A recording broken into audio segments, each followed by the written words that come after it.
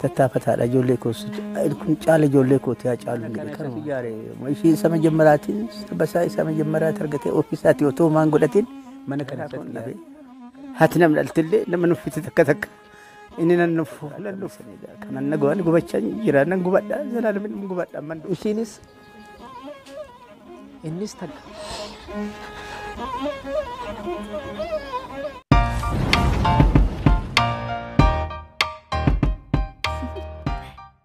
Sabakofal meduen Taddasa Birruta Sabakofal meduen Waaqoo Buutuu Goota Biyya Kofal meduen Oliiqaa Dingilta Garasuuya ilma dhuki ilma walee walisoo Yenna baashirraan seensa sittan ba'ee anisoo Nan sobee ijoollee Oromoo Nan sobee jirtu Oromoo dachee goototaa goota Oromoo Oromiyaa fiixatte Amboo bara 1976 keessa goota Daawitii qabsoo Oromoo ta'etu Amboo hambaa lafaatti dhalate dachee gootota hedduu magarsite ulaa qabsoo gootonni Oromoo aarsaa hedduu itti kaffalan muddee 22 bara 1976 bara gadameessi haadha Oromoo Oromiyaa goota qabsoo Oromoo dammaqsuun beekamu itti badhaafteedha goota sagalee qabsoo Oromoo Haacaaluu Hundeessaa Boonsaa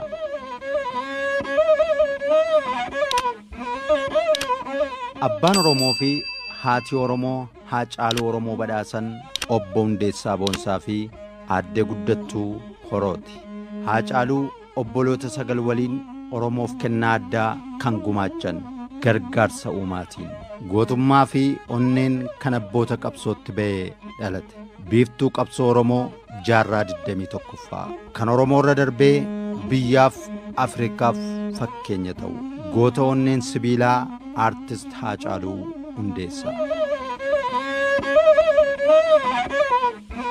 goonni gola onnee Oromoo maraa keessa jiru aartist Haacaaluu akkuma maqaasaa caalee argame sabni isaa caalee akka argamuuf qabsoo Oromoo seenaan gootummaan utubee haqa sabasaa ifa baase diina isaa adamsu dura dhaabbatee Oromoon guddaa ta'uu goota ta'uu biyya jaaruu firaa falagaatti hime seenaa kufee ol kaasee haqa dabe sirreesse kanaaf Haacaaluun caalee uummata isaa caalchise goota maqaasaa hojiin fakkaatee jiraate moggaasi maqaasaas maatiif milkaa'ee argame aartist Haacaaluu Hundeessaa Boonsaa ilmaa haqaa haati gootaa deesse ijoollummaa isaatiin tattaafataadha ijoollee koos kun caala ijoollee kooti Haacaaluu jedhe kanuma wanti gabaabaa caala ijoollee kooti jaatee Haacaaluu jedhe Haacaaluu egaa ilmoo biyya abbaa tokkooti Ambootti dhalannee ganda tokkotti dhalannee Haacaaluu faana daa'imummaa kaasee hin beeka loon qabnaa magaaluma keessatti loon tiksinaa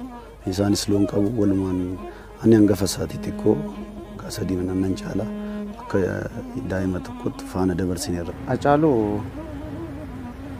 calqaba irratti bakki naannoo dhaloota isaatti ganduma sana keessatti hin guddadheenis dhaloonni kiyyallee qarqaruma magaalaa haa ta'u malee akkuma daa'ima kamiyyuu walumaan burraaqaa walumaan taphachaa akkuma ijoolleen kamiyyuu taphattutti waliin guddanne obbo Hundeessaa fi deesseensa adda guddattuun Haacaaluun umuriinsa akkuma barnootaaf ga'een mana barumsaa ergan baratee maatii isaa uummata isaa fi biyya isaaf waan isarraa eegamu akka gumaachuuf akka maatiittis gorsaan deggaraa akka lammiif aantummaa qabaachuun tolutti eenyummaa oromummaa waliin qaraa guddisan koodeen qabsoo Oromoo aartist Haacaaluun barumsa kan eegale bara 1981tti mana barumsaa sadarkaa tokkoffaa Oddoolii ban jedhamutti Haacaaluun ragaan seenaa barnoota isaa akka ibsutti mana barumsaa sadarkaa tokkoffaa Amboo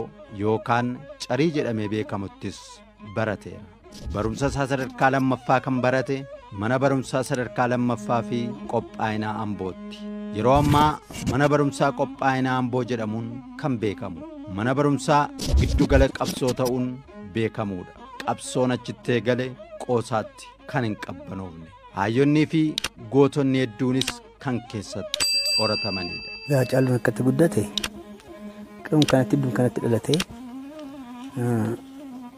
Godinatti mana iddoo liban jedhamu mana tamaarii tokko jira achitti baratee darayaa tokkoffaa lammaffaa immoo maskara mulattiis kan jedhamu gaaratti amma wanta maqaan isaa baratee amma 12tti isaan achitti egaa hojjaa isaa kanatti fufe.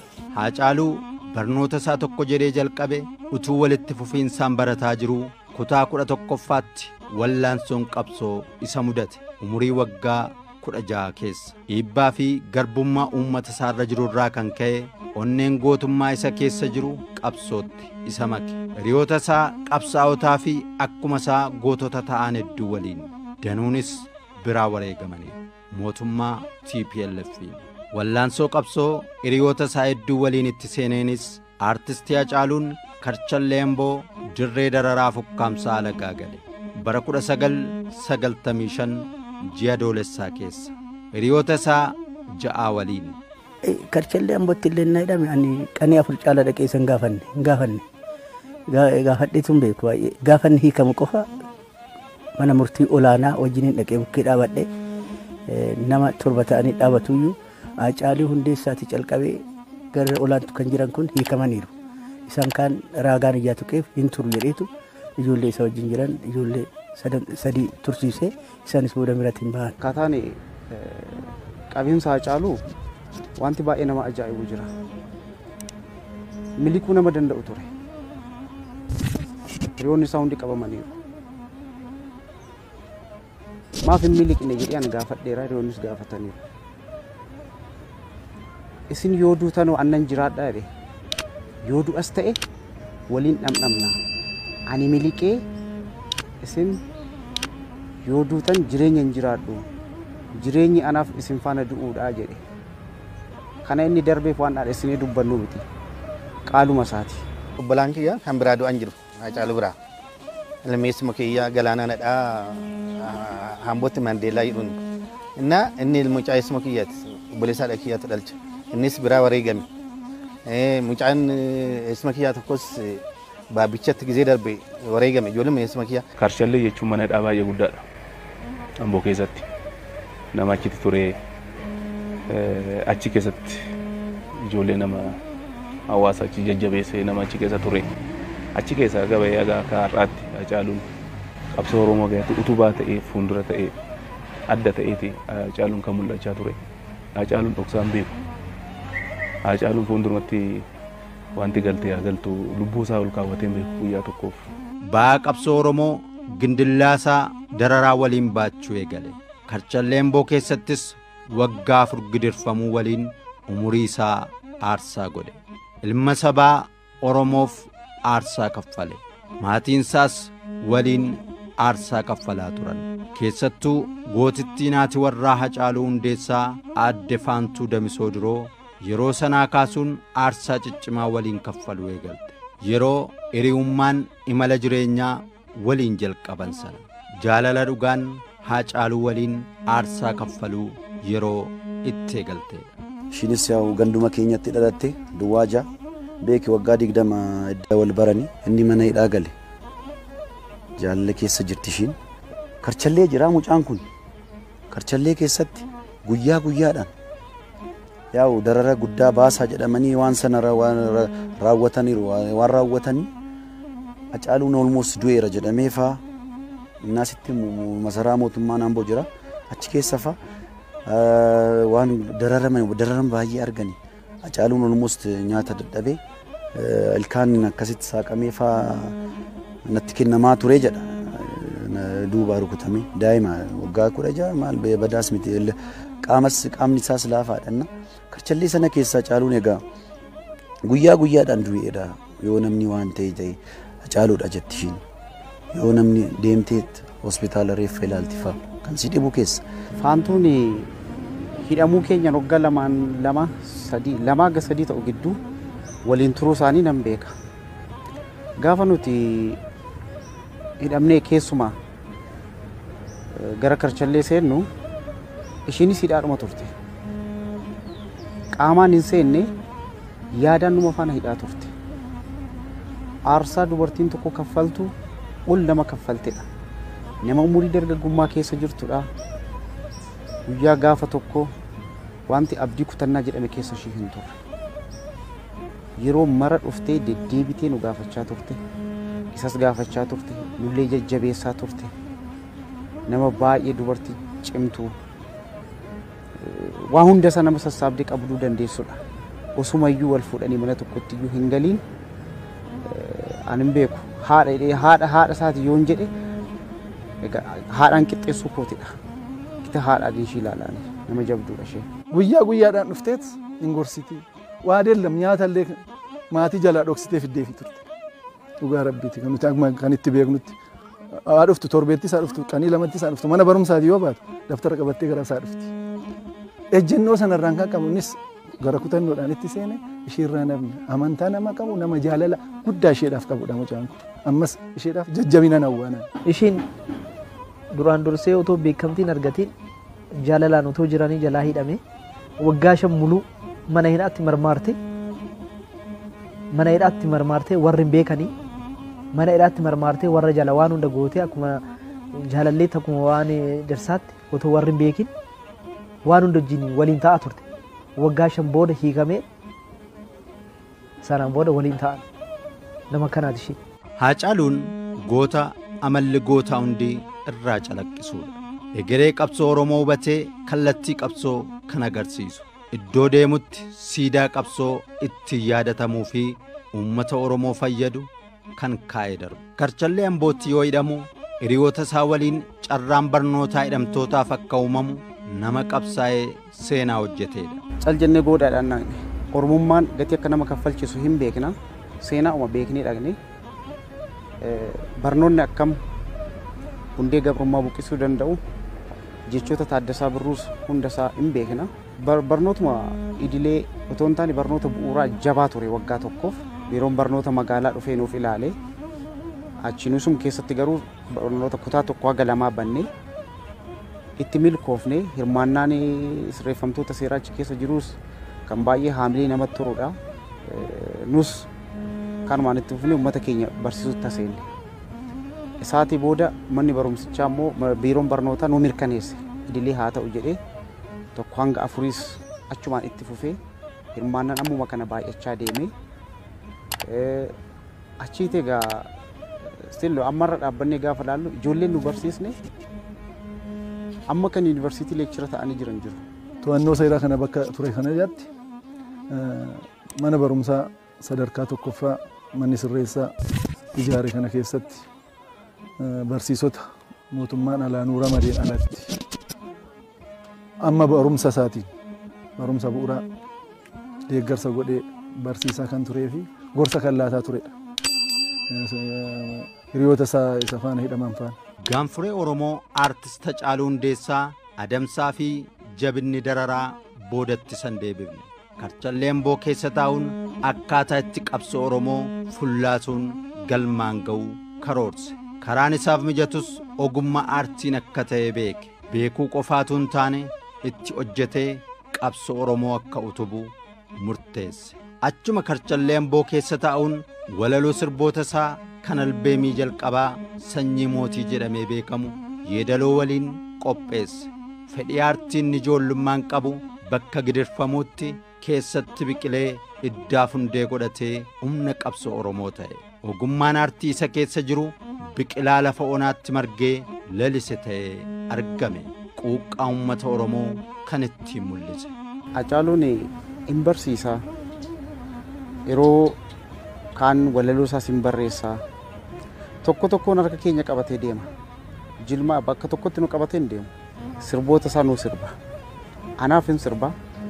Inna naa sirbi maal argite naan jedha. Isa kanan argeen jedha sana kophaatti qabatee deema.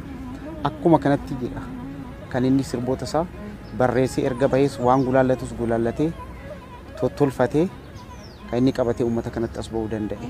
Mucaan kun ogummaadhaan amma ittiin beekamee addunyaa irratti mootummaa irratti beekamee amma kana dabarse. Mana sirreessaa kana keessatti shaakala kan calqabe. Walaloo adda addaa kan qopheesses bakka ciisurra taa'ees siree irra ciisu sanas ciisicha isaatis bakka walaloo irratti barreessus. Kaayyoo kan qabudha mucaanii.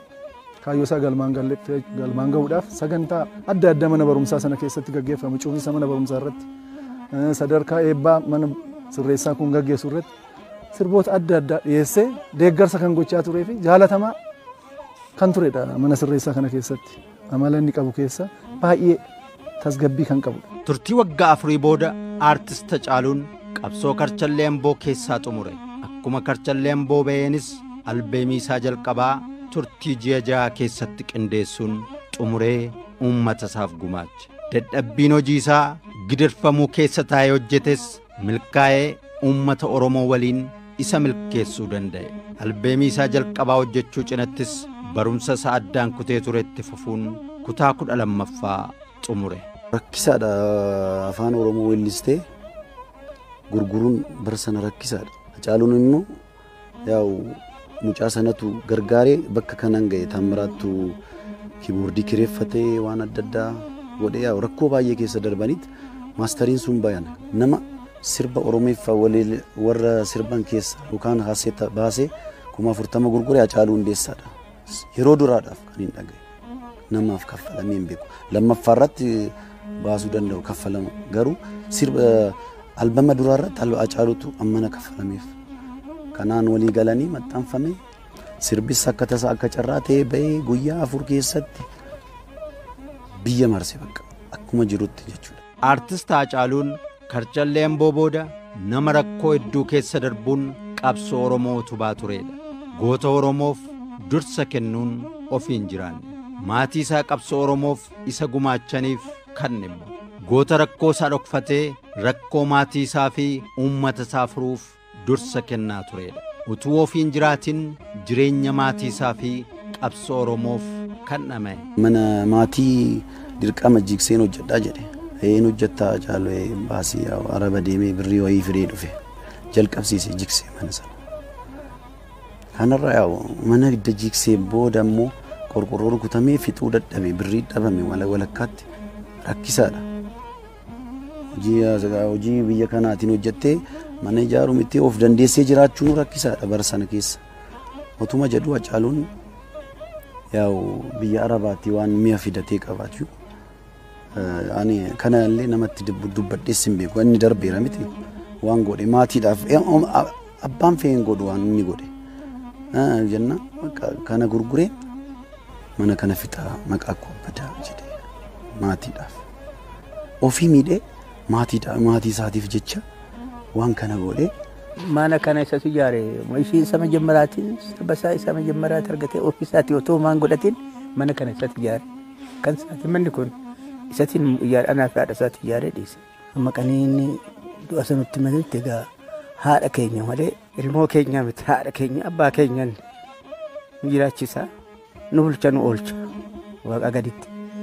Egaa mucaa keenya mararaa keenyan dhabne mararaa kun dhabee haati namni dhaltillee nama nuffiti takka inni nan nuffu galgala ganama dhufee na ilaala mucaa koo karaatti hambisanii mararaa koo karaatti hambisanii egaa kanan nagawaan gubachaa jira nan gubadhaa zalaalamin gubadhaa manduutti nan gubadhaa egaa wanti godhu sun jiru. Ishiinis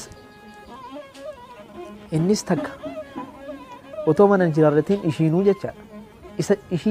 Isa caala ishiin warra kootiif haadha.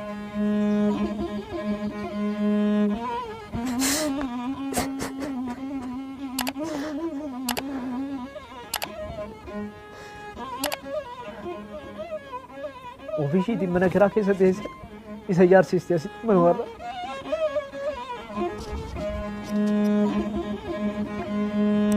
Garuu bakka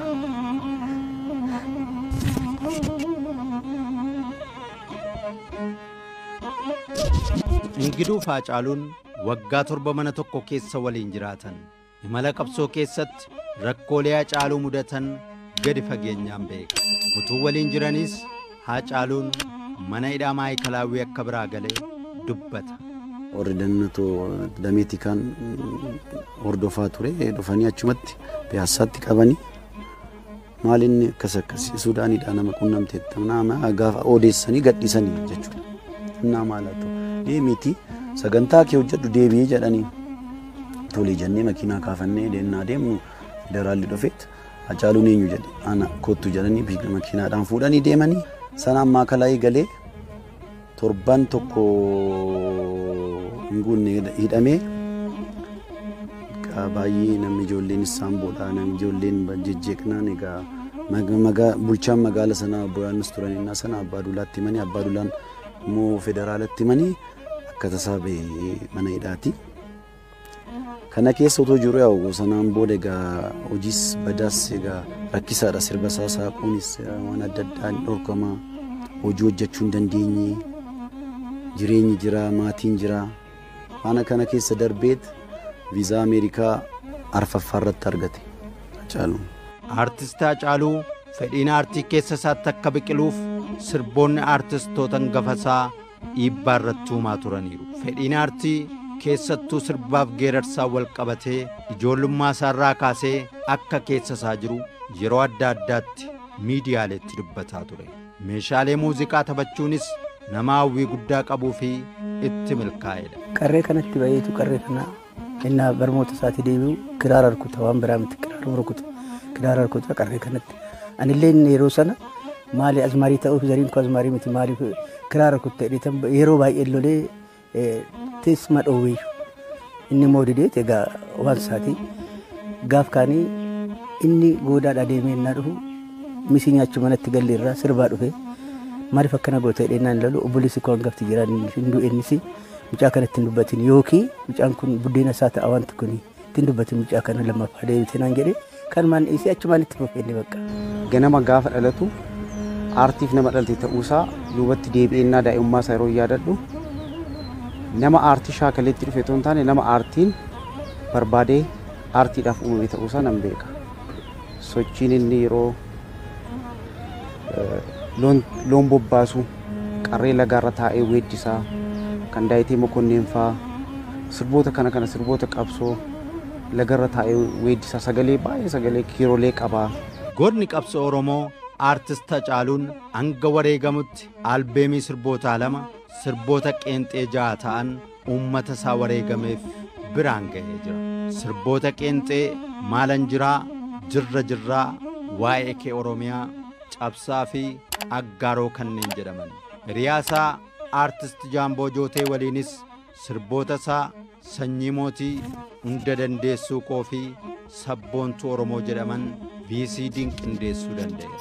Albeemii isaa lammaffaas waa'ee keenya mata duree jedhuun moggaasee saba isaaf gumaache. Kan si dhibuu keessa weelluu isaa lammaffaa innaa hojjetu yaa'u waa'ee Oromoon kun egaa inni kaafna yeroo baay'ee ni yaa'u inni arna waan uumame yoo innaa uumamu darbee simee tufaanis ni faana jira mana waliin jiraan hin dhufa maaluma wayyaa bakka waa'een keenya waantu keenya jecha aarreetuma waan ta'e irratti haasofne jechuudha.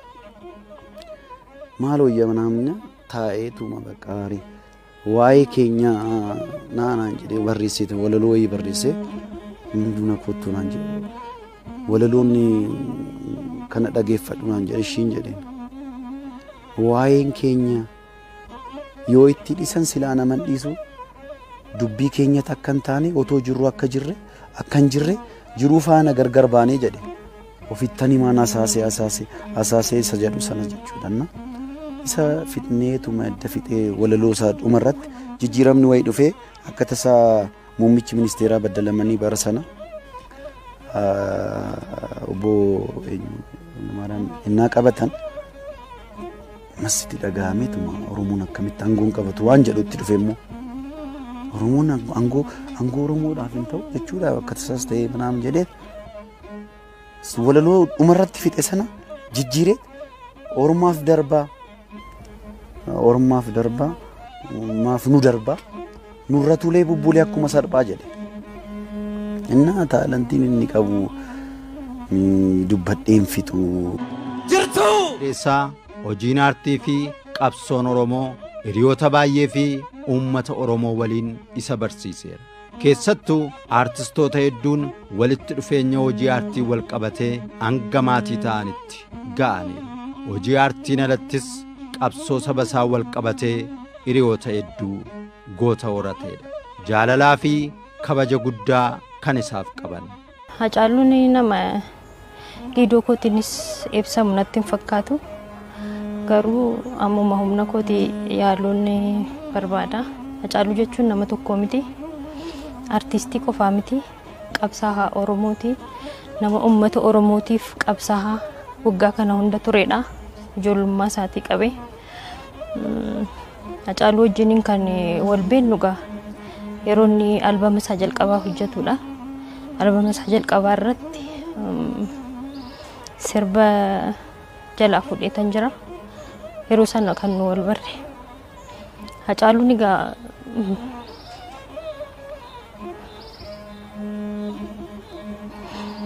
nama du'uu malee miti.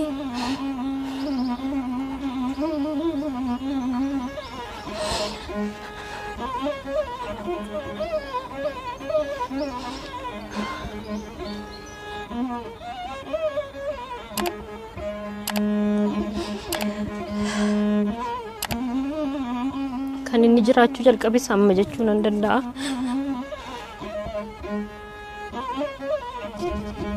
Qabsoo irra kan inni ture. Jireenya isaa irra otoo hin ta'in qabsoo bilisummaa uummata Oromootiif kan inni qabsaa'aa ture. Karaa artiitiinis waan guddaadha kan inni uummata biraan gahaa ture.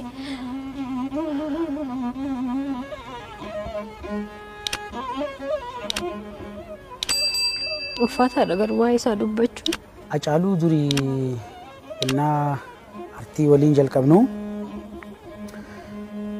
Hacaaluun nama cimaati. Anyway nama akkasittiin of gatee deemus miti yeroo sana. Amma gaa waan hunduu darbeedhe waan hunduu fixanne jedheetu manatti fakkaata. Tarii xiqqoo of gatee yeroo deemaa jirutti Hacaaluu dhabnee jirra jedheetti yaada. Kanarraa fi maal dubbanna reega? Ani Hacaaluu akka artistiitti qofa otoo hin ta'in walitti dhufeenyi keenya kan namootarraa meebii akkaataa walitti dhufeenya keenya adda ta'uu danda'a.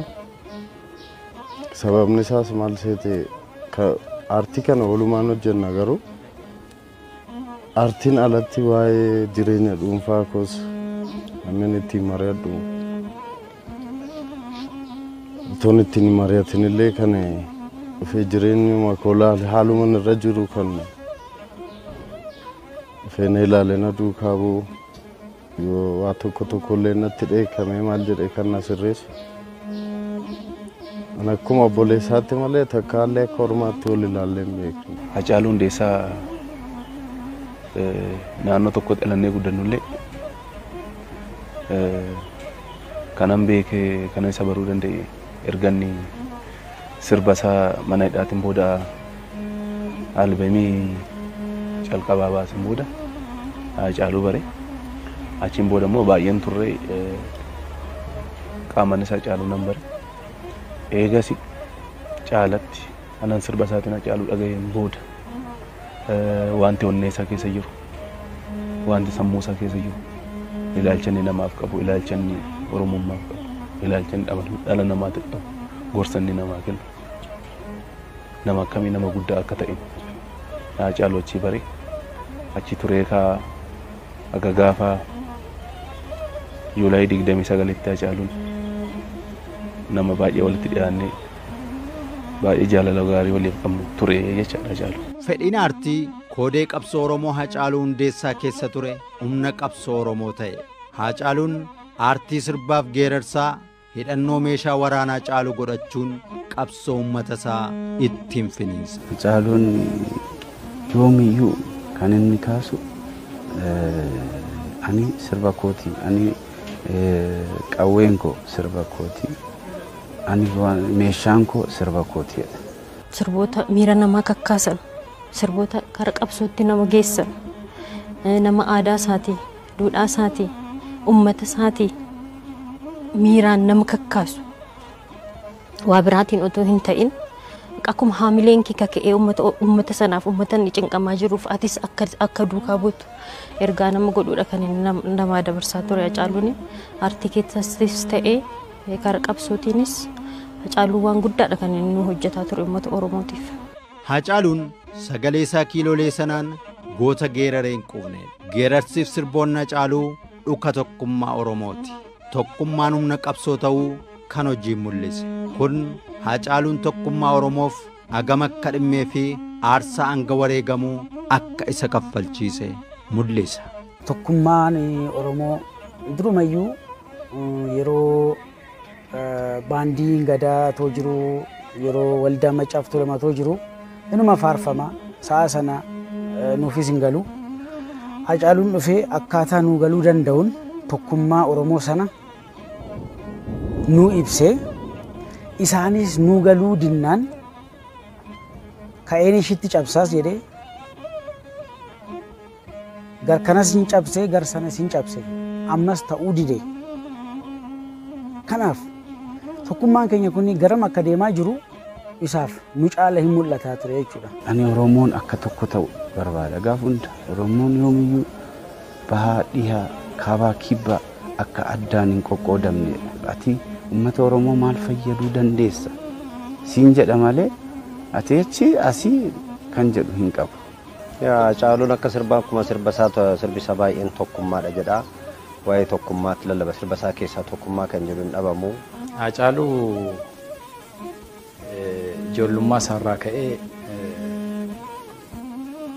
otoo namoota baay'eedhaaf hin galin umurii ijoollummaa isaatti waa'een qabsoo Oromoo nama galee fi waa'ee walqixxummaa biyyaa fi waa'ee tokkummaa biyyaatiif nama qabsaa turee fi nama dhugaaf qabsaa ture ta'uu isaatti beeka. Yuunivarsiitii galee giraajuweet gochuu hin danda'a ture. Waa'ee qabsoo Oromootiif waa'ee tokkummaa Oromootiif nama labsaa turedha. Uummanni Oromoo uummata haqni isaa jaarraa tokkoof walakkaaf duraa dabeedha. Uummata seenaan isaa dhokatee maqa balleessiin barraa dubbatamaa ture. Aartist Haacaaluu